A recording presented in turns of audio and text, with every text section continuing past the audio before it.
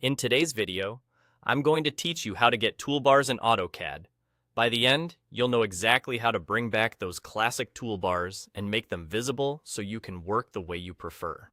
First, we're going to turn on the menu bar, which is the gateway to the toolbars you want. In AutoCAD, go to the command line and type the word menu bar. When AutoCAD asks for a value, set it to 1. Think of this value as a simple on switch. 0 hides the menu bar, and 1 shows it. After you set it to 1, press enter. Nothing in your drawing will change. You're just updating the interface. As soon as you do this, look to the top of your AutoCAD window. You should now see the menu bar appear with familiar headings like File, Edit, View, and Tools. With the menu bar visible, it's time to access the toolbars. Move to the top and click on Tools. From the Tools menu, select Toolbar. This opens a list that controls which toolbars are visible. You'll see a range of options here, each one corresponding to a group of commands.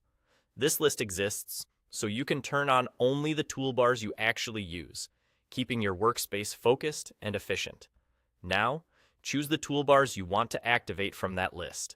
Simply click the names you want, and as you do, those toolbars will appear on your screen. Common choices include tool sets for drawing, modifying, layers, and object properties, but pick the ones that match your workflow.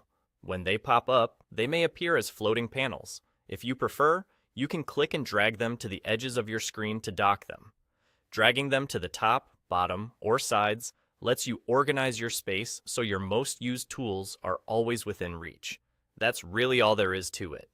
You type menu bar and set the value to 1 to reveal the menu bar. You click Tools and then Toolbar to access the list, and you selected the toolbars you wanted so they appeared. If you ever change your mind, you can return to the same list and click a toolbar again to hide it. This approach keeps your workspace clean while giving you quick access to the tools you rely on. Thanks for watching.